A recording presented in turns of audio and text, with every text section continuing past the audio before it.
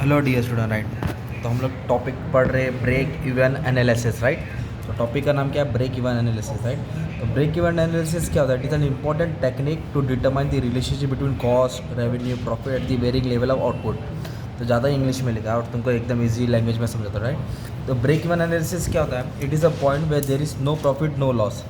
मतलब एक पॉइंट होता है जहाँ ना प्रॉफिट होता है ना लॉस होता है। फॉर एग्जाम्पल, अगर मैं एग्जाम्पल दूँ आपको, तो आपने मान लो बिजनेस में ना 1,000 रुपये इन्वेस्ट किया है, कॉस्ट है तुम्हारा 1,000 खर्चा किया, right. Fix cost, variable cost, और आपका रेवेन्यू, आपका इनकम भी कितना हुआ? 1,000 हुआ। तो मतलब खर्चा कितना? 1,000, और आया भी कितना? 1,000। तो उसको बोलते हैं नो प्रॉफिट नो लॉस। तो उसको बोलते हैं ब्रेक इवन पॉइंट। तो break even point is a point where there is no profit no loss, where revenue is equal to cost. Revenue क्या होता है? कॉस्ट को क्या रहता है? इक्वल रहता है। तो उसको क्या बोलते हैं? Break even point. तो break even point is located at the level where output where profit is zero. Profit क्या रहेगा? Zero. At this point the initial cost, जो स्टार्टिंग का cost is equal to the revenue. जो cost है revenue से equal रहेगा। Hence in break even point there is no profit no loss. तो अभी इसका मैं डायग्राम समझा दूंगा और अच्छे से आ जाएगा, राइट। तो जब मीनिंग लिख देने का है, कंडीशन डाल देने का है, और थोड़ा अजम्पशन लिख देने का है। अजम्पशन में क्या लिखेंगे मालूम है क्या? तो break even point is a short term relation. कौन सा रिलेशन है? Short term relation total cost and revenue at the rate of output. मतलब उसमें आउटपुट डिटरमाइन कर देगा कि कितना आउटपुट बेचेंगे कि अपना रेवेन्यू और कॉस्ट इक्वल हो गए। तो there are certain assumptions to break even analysis. तो क्या अजम्पशन है? कॉस्ट फंक्शन और revenue function are linear. Linear मतलब स्ट्रेट लाइन रहेगा। और कॉस्ट इज डिवाइडेड, कॉस्ट को किस में डिवाइड किया? फिक्स कॉस्ट और वेरिएबल कॉस्ट में। और सेलिंग प्राइस जो है कांस्टेंट है।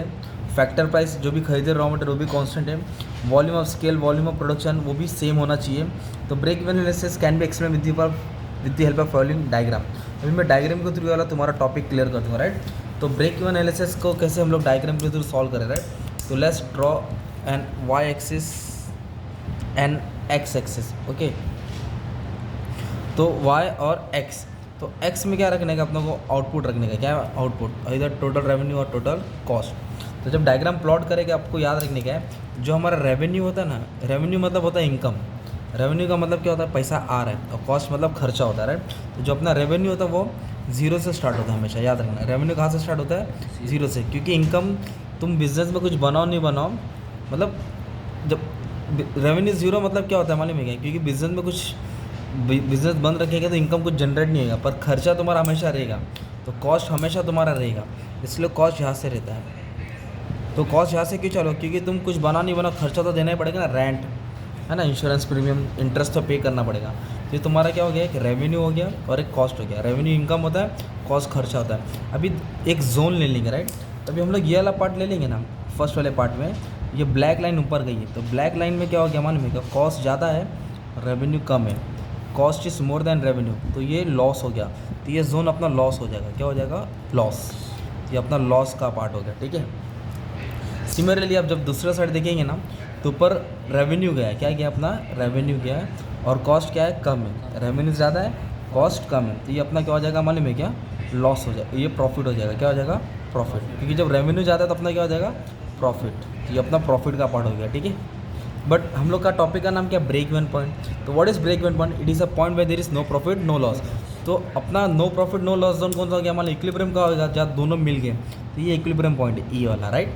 तो ये क्या करेंगे? इतना प्राइस रखेंगे, इतना क्वांटिटी बेचेंगे। ये प्राइस रहेगा, ये क्वांटिटी रहेगा, राइट। तो इतना तो माल बेचना ही है, ओके। इतना तो माल बेचना है। इससे कम बेचेगा तो लॉस होएगा, इतना बेचेगा तो नो प्रॉफिट नो लॉस। इससे आगे जितना बेचेंगे प्रॉफिट चालू होता रहेगा, जितना क्वांटिटी बेचेंगे प्रॉफिट चालू रहेगा। तो ये हो गया तुम्हारा ब्रेक इवन पॉइंट का एनालिसिस, राइट। ये डायग्राम बना देने का। और अपन क्या कर सकते हैं? फिक्स कॉस्ट ड्रॉ करना रहेगा तो ऐसे एक फिक्स लाइन ड्रॉ कर देने का, पर वो ड्रॉ करने की जरूरत नहीं, इतना समझा देने का है। और ब्रेक इवन एनालिसिस का एक फॉर्मूला भी है, तो तुमको फार्मूला के हिसाब से भी एक फार्मूला भी डाल देंगे। फार्मूला को समझा देंगे, तुम्हारा और काम आसान हो जाएगा। तो ब्रेक इवन पॉइंट का फार्मूला क्या है?